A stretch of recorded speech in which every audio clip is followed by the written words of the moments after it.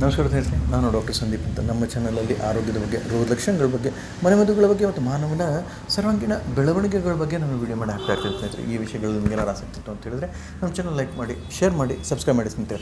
So ಈಗ monkey ಪಾಕ್ಸ್ನ ಒಂದು ಪ್ರಚಾರ ಬಹಳಷ್ಟು ಆಗ್ತಾಯಿದೆ.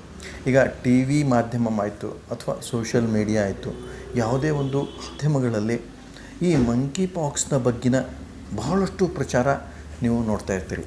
ಅದನ್ನು ಹೇಗೆ ಬಿಂಬಿಸ್ತಾ ಇರ್ತಾರೆ ಅಂತ ಹೇಳಿದರೆ, ಕೊರೋನಾಕ್ಕಿಂತ 10x, 5x, 50x, 100x ಅಷ್ಟು ಸ್ಟ್ರಾಂಗ್ ಇದೆ, ಇಷ್ಟು ಸ್ಟ್ರಾಂಗ್ ಇದೆ ಅಂತ ಬಿಂಬಿಸ್ತಾ ಇರ್ತಾರೆ ಸ್ನೇಹಿತರೆ. ಸೊ ಈಗ ವೈರಸ್ಗಳು ಅಷ್ಟು ಸ್ಟ್ರಾಂಗ್ ಇದೆ ಅಂತ ಹೇಳಿದರೆ ಮನುಷ್ಯನ ಶಕ್ತಿ ಎಷ್ಟಿದೆ ಅನ್ನೋದನ್ನ ನಾವು ಗಮನಿಸಬೇಕಾಗತ್ತೆ. ಯಾಕೆಂದರೆ ವೈರಸ್ಸು ಕಣ್ಣಿಗೆ ಕಾಣದಂಥ ಒಂದು ಸೂಕ್ಷ್ಮವಾದ ಜೀವ. ಸೊ ಆದರೆ ಮನುಷ್ಯ 50, 60, 100 kg ಇರುವಂತಹ ಮನುಷ್ಯ ಈ ಕಣ್ಣಿಗೆ ಕಾಣದಂತಹ ಒಂದು ವೈರಸ್ಗೆ ಅದು 100ರಷ್ಟು ಜಾಸ್ತಿ ಶಕ್ತಿಯುತವಾಗಿದೆ ಅಂದರೆ ಭಯಪಡಬೇಕಾ?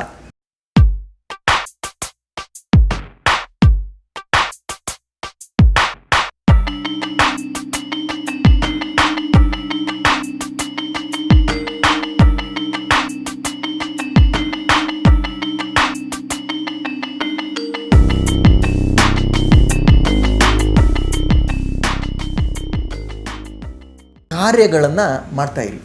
ಸೊ ಇಷ್ಟು ಮಾಡಿದ್ದೇ ಆಯಿತು ಅಂತ ಹೇಳಿದರೆ ಒಂದು ಭಾಗ ಈ ಮಂಕಿ ಪಾಕ್ಸಿಂದ ದೂರವಿರ್ಬೋದು. ಇನ್ನೊಂದು ಭಾಗ ಬಹಳ ಮುಖ್ಯವಾದದ್ದು ಏನು ಅಂತ ಹೇಳಿದರೆ, ಅಪಪ್ರಚಾರ ಮಾಡುವಂತಹ ಜನರಿಂದ ದೂರ ಇರಿ ಮತ್ತು ಇವರಿಗೆ ಸರಿಯಾದ ಪ್ರಶ್ನೆಗಳನ್ನು ಕೇಳಿ. ಏಕೆ ಅಂತಂದರೆ ಅವರು ಪೊಲೀಸ್ ಅಧಿಕಾರಿ ಇರಲಿ, ಅವರು ಯಾವುದೇ ಒಂದು BBMP ಅಧಿಕಾರಿ ಇರಲಿ, ಅವರು ಡಾಕ್ಟರೇ ಇರಲಿ, ಆದರೆ ಅವರಿಗೆ ಕೇಳತಕ್ಕಂತಹ ಒಂದು ಪ್ರಶ್ನೆಗಳನ್ನು ಸರಿಯಾಗಿ ಕೇಳಿ ಅವರು ಹೇಳ್ತಕ್ಕಂಥ ಮಾಹಿತಿಯಲ್ಲಿ ನಿಜಾಂಶ ಎಷ್ಟು ಅನ್ನೋದನ್ನು ತಿಳ್ಕೊಳ್ಬೇಕಾಗುತ್ತೆ ಸ್ನೇಹಿತರೆ. ಯಾಕೆ ಅಂತ ಹೇಳಿದರೆ, ಈಗ 4 ಜನಕ್ಕೆ ಜ್ವರ ಬಂತು, ಡೆಂಗು ಜ್ವರ ಅಂತ ಹೇಳಿದರೆ ಡೆಂಗುವಿನ ಪ್ರಚಾರ ಅದಕ್ಕೆ 0ಗಳನ್ನು ಹಾಕಿ ಮಾಡುವುದು ಎಷ್ಟು ಸರಿ ಅಂತ ನನ್ನ ಒಂದು ಪ್ರಶ್ನೆ ಸ್ನೇಹಿತರೆ.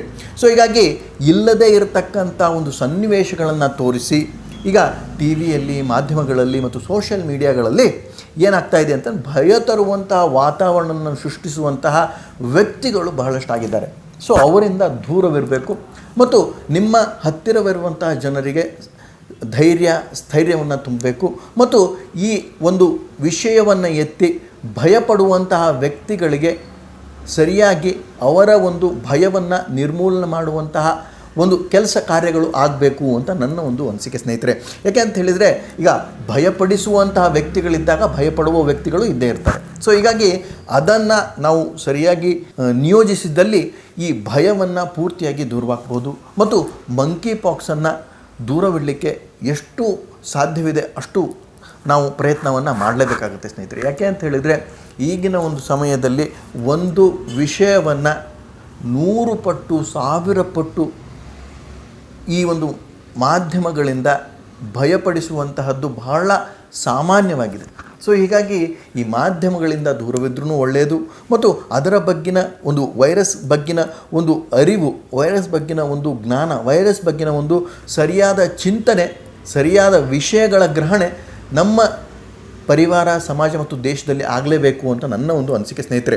ಸೊ ಹೀಗಾಗಿ ಈ ವೈರಸ್ಸನ್ನು ಬಹಳಷ್ಟು ದೊಡ್ಡದಿದೆ, ಬಹಳಷ್ಟು ಪವರ್ಫುಲ್ ಇದೆ ಅಂತ ಹೇಳುವಂತಹ ವ್ಯಕ್ತಿಗಳು ಬಹಳಷ್ಟು ಮೂರ್ಖರಿರ್ತಾರೆ. ಅವರ ಬಗ್ಗಿನ ಭಯ ಬೇಡ. ಅವರಿಗೆ ಸರಿಯಾದ ಪ್ರಶ್ನೆಗಳನ್ನು ಕೇಳಿದ್ದೇ ಆಯಿತು ಅಂತಂದರೆ ಓಡೋಗ್ಬಿಡ್ತಾರೆ ಅವರು. ಸೊ ಹೀಗಾಗಿ ನೀವು ಸರಿಯಾದ ವೈಜ್ಞಾನಿಕವಾದ ಒಂದು ಪ್ರಶ್ನೆಗಳನ್ನು ಕೇಳಿ. ಏನು ಕೇಳಬೇಕು ಅಂತ ಕೇಳ್ಬೋದು.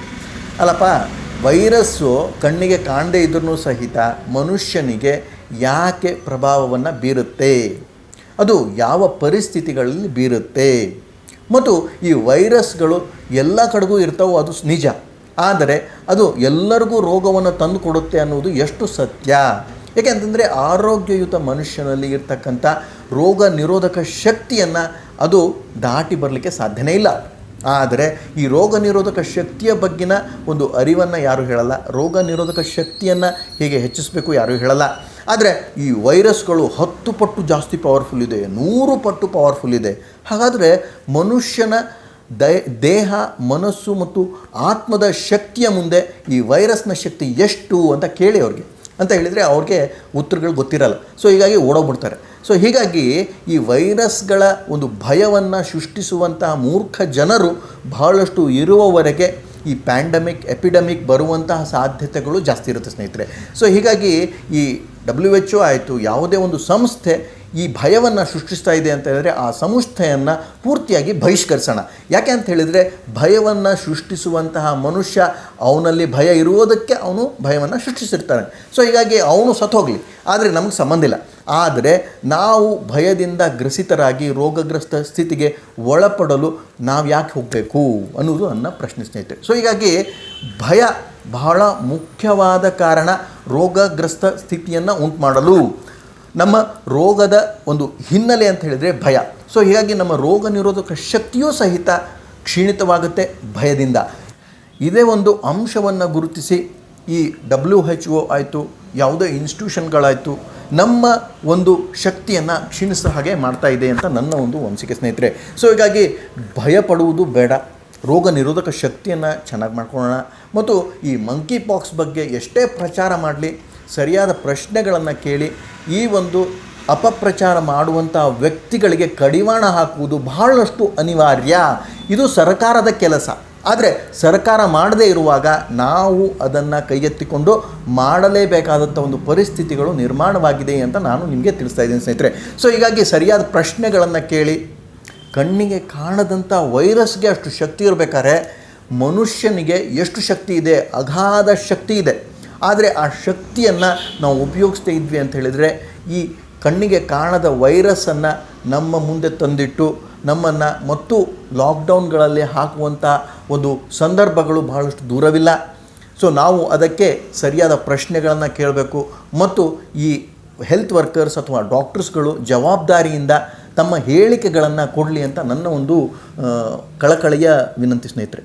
ಸೊ ಹೀಗಾಗಿ ಈ ಮಂಕಿ ಪಾಕ್ಸನ್ನು ನಾವು ಸರಿಯಾಗಿ ಅರ್ಥೈಸಿಕೊಂಡು ಈ ಒಂದು ಅಪಪ್ರಚಾರ, ದುಷ್ಪ್ರಚಾರ ಮತ್ತು ಬೇಕೋ ಬೇಡವೋ ಮಂಕಿ ಪಾಕ್ಸ್ ಅಷ್ಟು ಸ್ಟ್ರಾಂಗ್, ಇಷ್ಟು ಸ್ಟ್ರಾಂಗ್ ಅನ್ನುವುದು ಬಹಳಷ್ಟು ಮೂರ್ಖತನ ಅಂತ ನನ್ನ ಒಂದು ಅನಿಸಿಕೆ ಸ್ನೇಹಿತರೆ. ಸೊ ಹೀಗಾಗಿ ನಾವು ರೋಗ ನಿರೋಧಕ ಶಕ್ತಿಯ ಬಗ್ಗೆ ಗಮನ ಕೊಡೋಣ, ಮತ್ತು ನಮ್ಮ ಆರೋಗ್ಯದ ಬಗ್ಗೆ ಗಮನ ಕೊಡೋಣ, ಮತ್ತು ನಮ್ಮ ಹಿಂದೆ ಇರತಕ್ಕಂಥ ಭಗವಂತನ ಬಗ್ಗೆ ನಮಗೆ ನಂಬಿಕೆ ಇರಲಿ, ಮತ್ತು ನಾವು ನಂಬಿರ್ತಕ್ಕಂಥ ಸರ್ಕಾರ ನಮ್ಮ ಪರವಾಗಿ ಕೆಲಸ ಮಾಡಬೇಕೇ ಹೊರತಾಗಿ ಬೇರೆ ಯಾವುದೋ ಒಂದು ಶಕ್ತಿಯ ಒಂದು ಮಾತುಗಳನ್ನ ಕೇಳಿ ನಮ್ಮ ಒಂದು ಸರ್ಕಾರ ನಮಗೆ ತೊಂದರೆ ಕೊಡದೇ ಇರದ ಹಾಗೆ ನಾವು ನೋಡ್ಕೊಳ್ಬೇಕಾಗುತ್ತೆ ಅಂತ ನನ್ನ ಒಂದು ಅನಿಸಿಕೆ ಸ್ನೇಹಿತರೆ.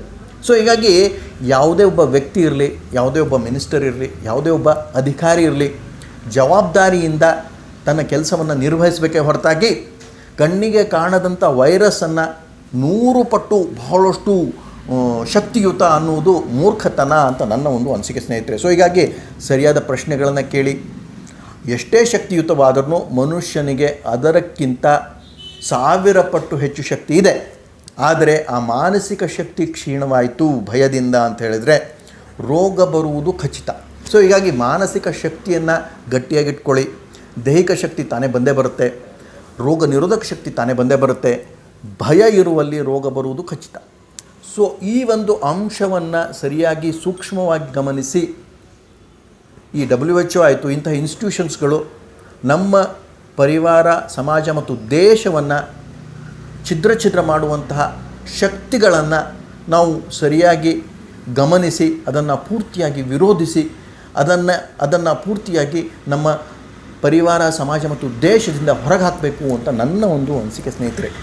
ಸೊ ಹೀಗಾಗಿ ಈ ಮಂಕಿ ಪಾಕ್ಸ್ ಬಗ್ಗಿನ ಅಪಪ್ರಚಾರವನ್ನು ಸರಿಯಾಗಿ ಗಮನಿಸಿ, ಅದರ ಬಗ್ಗಿನ ಸರಿಯಾದ ಮಾಹಿತಿಗಳನ್ನ ಕಲೆ ಹಾಕಿ, ಮತ್ತು ನಿಮಗೆ ತಿಳಿದಂತಹ ಜನರಲ್ಲಿ ಸರಿಯಾದ ಒಂದು ವಿಶ್ವಾಸ, ಶಕ್ತಿ, ಧೈರ್ಯ, ಸ್ಥೈರ್ಯವನ್ನು ತುಂಬಿ ಅಂತ ನನ್ನ ಕಳಕಳೆಯ ಮನವಿ ಸ್ನೇಹಿತರೆ.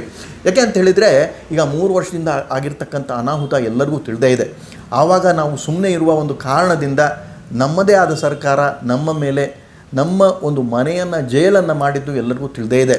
ಸೊ ಹೀಗಾಗಿ ಆ ಒಂದು ಪರಿಸ್ಥಿತಿಗಳು ಬರಬಾರ್ದು ಅಂತ ಹೇಳಿದರೆ ಸರಿಯಾದ ಪ್ರಶ್ನೆಗಳು ಎಲ್ಲರೂ ಕೇಳಲೇಬೇಕು ಅಂತ ನನ್ನ ಒಂದು ಅನಿಸಿಕೆ ಸ್ನೇಹಿತರೆ. ಸೊ ಹೀಗಾಗಿ 10 ಪಟ್ಟು 50 ಪಟ್ಟು 100 ಪಟ್ಟು ಒಂದು ಜನರಿಗೆ ಒಂದು ಪಾಠವನ್ನು ಕಲಿಸಲೇಬೇಕಾದ ಒಂದು ಸಂದರ್ಭ ಬಂದಿದೆ. ಎಲ್ಲರೂ ಎಚ್ಚೆತ್ತುಕೊಳ್ಳಿ, ಎಲ್ಲರೂ ಸರಿಯಾಗಿ ಗಮನವಿಟ್ಟು ಈ ಒಂದು ಪರಿಸ್ಥಿತಿಗಳನ್ನು ಸಮಸ್ಥಿತಿಯಲ್ಲಿ ಬರಲಿಕ್ಕೆ ಪ್ರಯತ್ನ ಮಾಡೋಣ ಅಂತ ಹೇಳ್ತಾ ಭಗವಂತನು ಎಲ್ಲರಿಗೂ ಶಕ್ತಿ, ಆರೋಗ್ಯ, ಧೈರ್ಯ, ಸ್ಥೈರ್ಯ ಕೊಡಲಿ ಅಂತ ಹೇಳ್ತಾ 2 ಮಾತುಗಳನ್ನ ಮುಗಿಸ್ತೀನಿ. ನಮಸ್ಕಾರ, ಧನ್ಯವಾದಗಳು.